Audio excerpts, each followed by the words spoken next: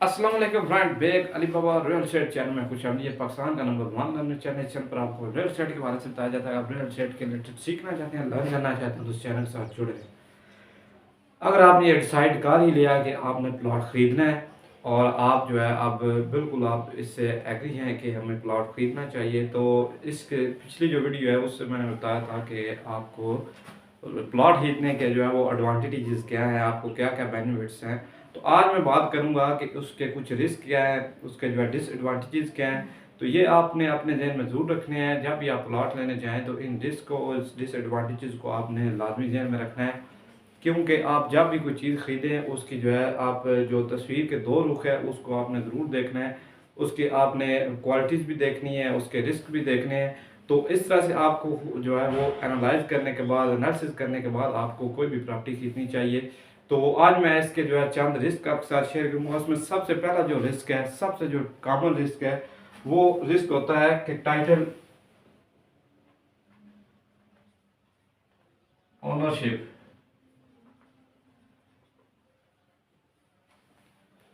सबसे common fraud property में किया जाने वाला जो सबसे कॉमन फ्रॉड है, तो उस फ्रॉड के जो है मतलब मैं आपको बता रहा हूँ कि ये सबसे ज़्यादा जो होता है मार्केट में, टाइटल फ्रॉड।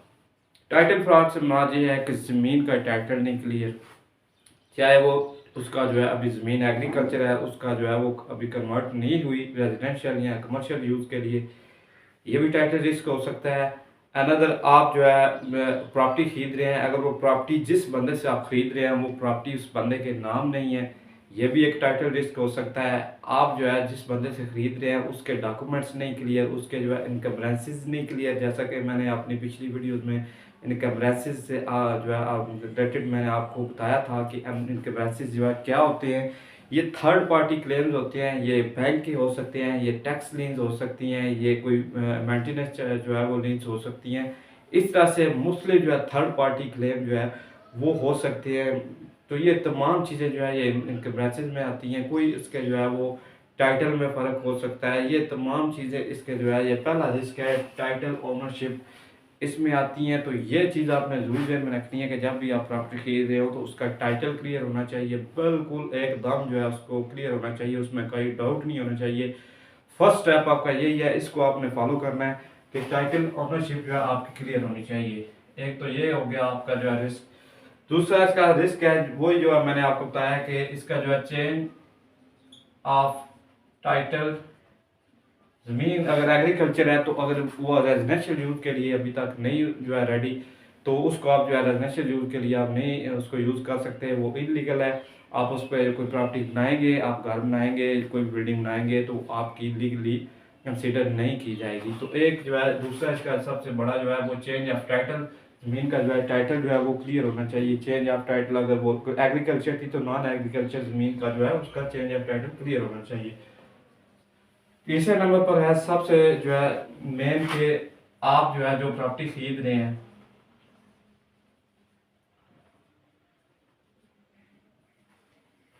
ये जोनल रिस्क हो सकता है। जैसा कि कोई भी जो है शहर वो डेवलप हो रहा है, उसका जो है मास्टर प्लान, उस मास्टर प्लान पे आपको पता चलेगा कि प्रॉपर्टी जो है इसका जो है वो जोनल जो रिस्क है वो कितना है, कम है या ज़्यादा है। मिसाल के तौर पर आपने जो है वह रेजिडेंशियल प्रॉपर्टी खरीदी है, हो सकता है वो कमर्शियल हो।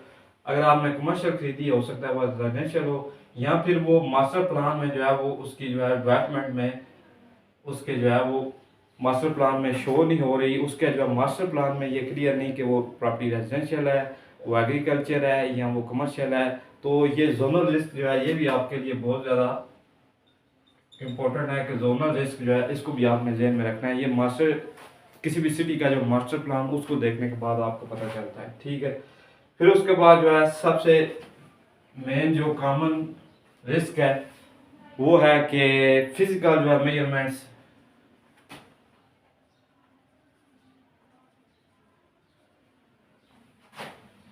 प्रॉपर्टी आपने खरीदी है, आपने प्लॉट खरीदा है, अगर प्लॉट जो है उसकी जो है वो फिजिकल उसकी मेजरमेंट्स क्लियर नहीं है, ठीक है। अगर प्लॉट जो है 5 मरले का है तो 5 मरले की मुख्तलिफ जो है वो उसकी मेजरमेंट्स आपके सामने, पाकिस्तान में अगर देखा जाए तो मुख्तलिफ मेजरमेंट्स उसकी हमारे सामने होती हैं।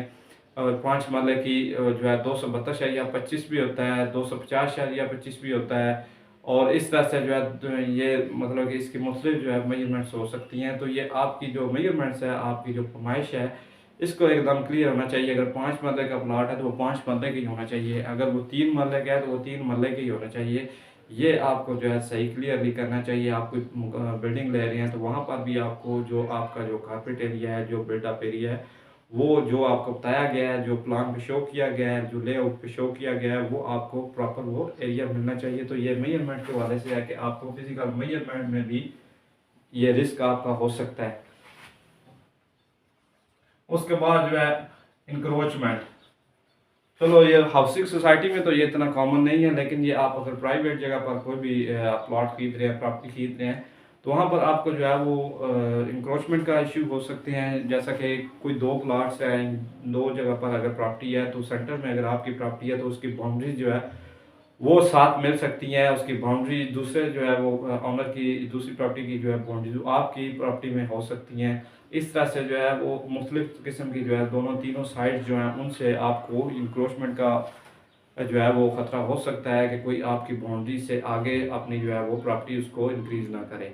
एक तो इंक्रोचमेंट में ये आता है। दूसरा जो है हो सकता है कि कोई लैंड पड़ी है, काफ़ी अरसे से खाली पड़ी है, उसका अगर ओनर पाकिस्तान में नहीं रह रहा, तो वहाँ पर जो है वो इनलीगल तरीके से वहाँ प्रॉपर्टी के डॉक्यूमेंट्स तैयार किए जाते हैं और उसके बोगस जो है डॉक्यूमेंट्स तैयार करके वहाँ पर कब्जा कर लिया जाता है। तो ये एक पूरा ग्रुप होता है जो इस तरह से जो है वो प्रॉपर्टी को इंक्रोचमेंट करता है। तो ये एक इंक्रोचमेंट के हवाले से भी ये एक बहुत बड़ा आपके पास रिस्क हो सकता है। ठीक है, ठीक है। उसके बाद जो है इन्वेस्टमेंट रिस्क, सबसे बड़ा आपका जो है इन्वेस्टमेंट रिस्क जब भी आप प्रॉपर्टी खरीद रहे हैं, जिस पर्पज़ के लिए आप खरीद रहे हैं, आप किस लिए खरीद रहे हैं कि प्रॉपर्टी मैंने खरीदी है, इस पर अच्छे रिटर्न मैंने लेने हैं। अगर उसकी जो है वो टाइम पे आपकी इन्वेस्टमेंट जो है वो आपको रिटर्न अच्छे नहीं दे रही, तो ऐसी प्रॉपर्टी का कोई फ़ायदा नहीं। ठीक है, तो ये आपको जस्ट प्लॉट में कैपिटल एप्रिसिएशन से ही आपको जो है वो रिटर्न मिलते हैं, ना कि आपको कोई रेंटल इनकम मिलती है या और कोई अदर इनकम आपको बिल्कुल नहीं मिलती। आपने रेंटल अपना इस जो कैपिटल एप्रिसिएशन है, अगर आपने मिसाल 20 लाख का खरीदा है या 25 लाख का खरीदा है, कि अगर कुछ साल बाद इसकी जो है वो कैपिटल एप्रिसिएशन बढ़ती है तो आपको जो इससे प्रॉफिट हो सकता है। तो यहाँ पर आपने ये देखना है कि अगर इन्वेस्टमेंट आपकी लेट हो रही है, आपका प्रोजेक्ट डिले हो रहा है या आपका रिटर्न आपको अच्छा नहीं आ रहा, तो आप जो है फिर इस तरह से आपको ये प्रॉपर्टी में या प्लॉट में आपको इन्वेस्टमेंट रिस्क जो है वो भी बहुत ज़्यादा मैटर करता है। उसके बाद जो है प्लॉट में तो ऑलरेडी आपको पता है कि ये इसमें लिक्विडिटी बहुत कम होती है। अगर आज आपने ख़रीदा तो आप इसको आसानी से सेल नहीं कर सकते, तो इसके लिए आपको होल्ड करना पड़ेगा, आपको वेट करना पड़ेगा अच्छे रिटर्न लेने के लिए। ऐसा नहीं कि आज आपने खरीदिया और फ़ौरन आप उसको दोबारा रीसेल करते हैं। अगर आप ऐसा करेंगे तो आपको लॉस भी हो सकता है। तो आपका जो इन्वेस्टमेंट पर्पज़ है और जो है वो पूरा नहीं होगा जब तक आप उससे अच्छे रिटर्न नहीं ले रहे। तो ये चंद रिस्क थे, ये डिसएडवांटेज थे जो आपने जब भी प्रॉपर्टी लेनी है तो प्रॉपर्टी लेते वक्त आपको ये चीज़ें ध्यान में ज़रूर रखनी है। और अक्सर मैं जो है मैं देखता हूँ कि जितनी भी सारी चीज़ें हैं, ये चीज़ें बहुत ज़्यादा कॉमन चीज़ें हैं, आपको हर जगह पर ऑनलाइन मिल जाएंगी। आपको आप यूट्यूब पे देखें, गूगल पे सर्च करें। लेकिन मैंने ये ऐसे लोगों को देखा है कि यकीन करेंगे, जिन लोगों को ये बेसिक जो चीज़ें नहीं पता, वो बिल्कुल ऐसे ब्लाइंडली इन्वेस्टमेंट करते हैं और जैसा उनके ब्रोकर ने कहा, एजेंट ने कहा, उनकी जो है वो बातों में आकर वो इन्वेस्टमेंट कर देते हैं।